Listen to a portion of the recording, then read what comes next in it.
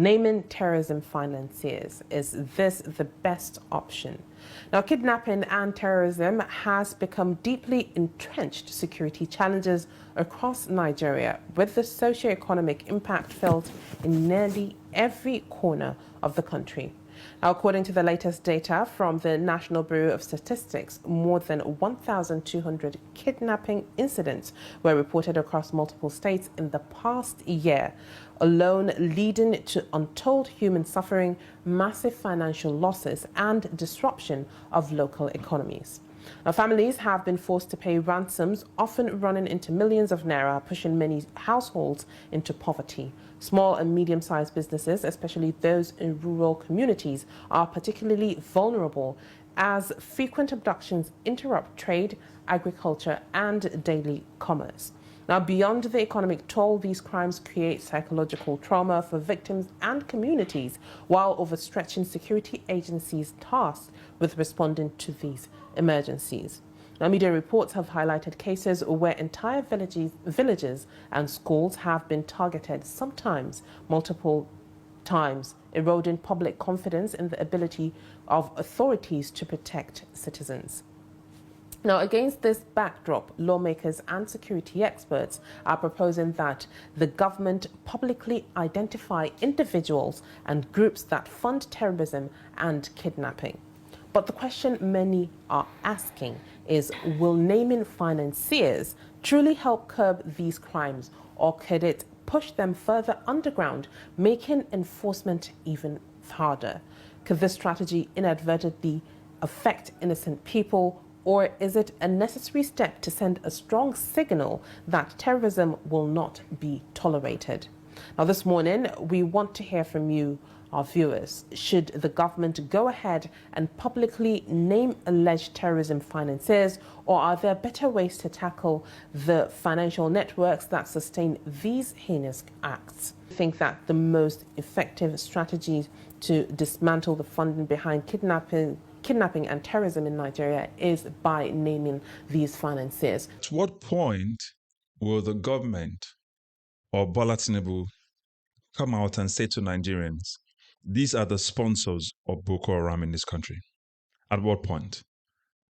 At what point would we sit down and call the governor, Zulum Babagana Zulum, and say to him, you accuse high-profile politicians and military officers as informants and sponsors of Boko Haram. Where did you get that information from? So many high-profile individuals have been called and named as sponsors of Boko Haram. Many of them. There's so many of them out there.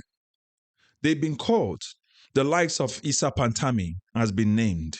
The likes of Ali Modu Sharif has been alleged to be a sponsor of Boko Haram.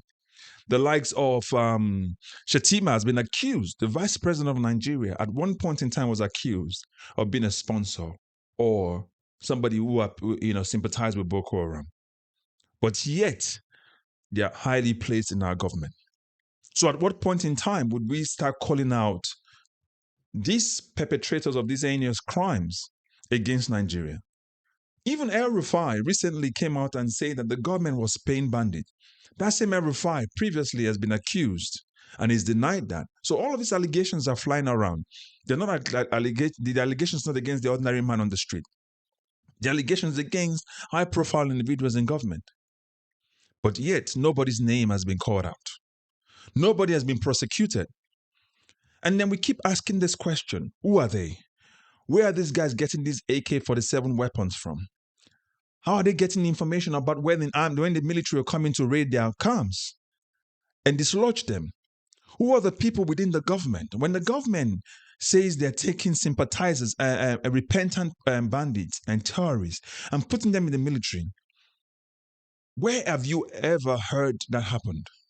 Only in Nigeria, where you have incompetent and corrupt politicians and military officers absorb terrorists into the military, and you think we're not heading for a crisis. Which country would you ever say you've ever had that happen before? This is the country where we're in. Again, I ask this question, where are they getting their weapons from? You cannot tell me that with the intelligence Nigeria has, that are in display or disposal to Bola Tinubu, you cannot tell me that this man cannot tell Nigerians he has no intelligence or who the sponsors of Boko Haram are. By the way, by 2014, PDP alleged and accused APC of importing Boko Haram into the country just for the purpose of gaining power from them, which they did in 2015. During the Buhari 8-year term, people in his government were accused of being terrorists or terrorist sympathizers. Nobody was tried. Now, this is Bola Tinubu's time as well. No one has been named. The question is, how many more Nigerians would die before this government now classifies and start calling these people out? So call the names of the sponsors of Boko Haram. Why is the government afraid of naming these financiers of Boko Haram? Why? Or is the government also part of this, or part of this, as Nigerians have been alleging and claiming that people in the government are part of this terrorist organization, either as informant or sponsors? And I'll tell you the reasons why I think that the government is afraid of naming them. Because if a government can kidnap Nnamdi Kanu all the way from another country, it should have enough intelligence to let us know who the sponsor of Boko Haram is. But I'll tell you why. Because the first one is, the people that you name will be arrested. And if they're high-profile politicians, they are arrested, it will shake the country. International organizations will seize their assets because these guys have stolen so much from the country and are hiding them in foreign assets, in foreign banks as well around the world. So their assets will be seized. And they know that they're all tied together. Government officials, I hope the highest echelon of Nigerian government will be implicated, and they don't want it. And again, the government will fall apart because one way or another, they're all in the web. And if one person is arrested and named, a lot of them will fall. So that way, they're keeping quiet. But the question is it at the expense of Nigerians for more Nigerians to die? And if you name them, it means that the business of insecurity will take a different shape. Now we can start calling them out.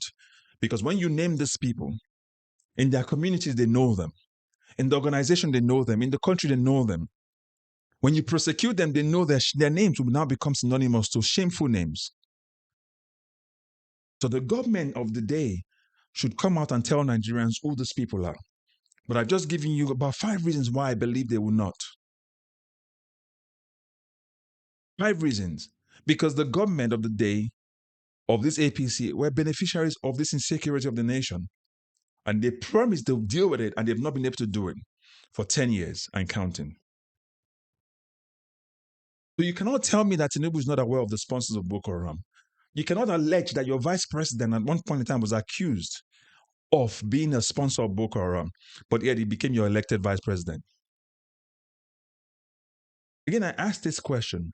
Did Tinubu know about this before 2014 and 2015? And they kept quiet because they knew they were going to be beneficiaries of it. Did they know? Listen, a pastor once said that every problem gravitates towards a solution. For this problem of insecurity to gravitate towards its own solution, the people in government must call out who the original sponsors of this Boko Haram is, who the inventors of this Boko Haram are. They need to call them out. All the names I've mentioned are allegations until they've been proven. Ali Modu Sharif is one. Issa Pantami is another one. Sheikh Gumi has been accused because how can a man be the intermediary between Nigerian government and the terrorists? He knows where they are. And they're telling them these people are our people. We shouldn't hurt them. But they're killing Nigerians every day, everywhere. And then the government sits, puts his hands akimbo, and then does nothing. And more Nigerians will die. The question I keep asking, how many more Nigerians must die before this government sits up and, fulfills its responsibilities of protecting lives and properties? How many? People can't work. The country is grounded. Public confidence on the government is completely eroded. Ransom payment has become a big business. People are getting killed every single day. When will Tinubu say the names of the people who are the sponsors of Boko Haram? When? Is it not high time to call them out? Should we be living in fear in our own country? For how long will this continue? These are questions that every sane government must answer. There's one Nigeria too many that has died. One Nigerian too many.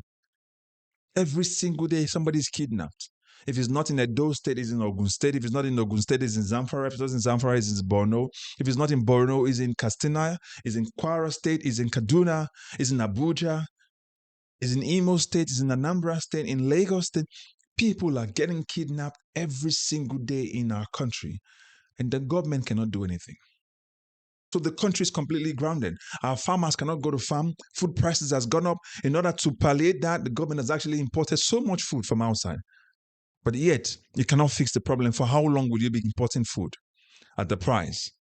Just so that you can put palliatives in front of Nigerians and say you're cushioning the effect of terrorism. The country is grounded. Nigeria is grounded. Tinubu is incompetent to do the job. 2 years and counting. For how long? These are my questions to all of you Nigerians, and I want you to put your answers in the comment section. Let us know what you think. Do you think this is the right way to go?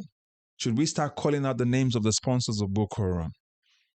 Would that solve the problem?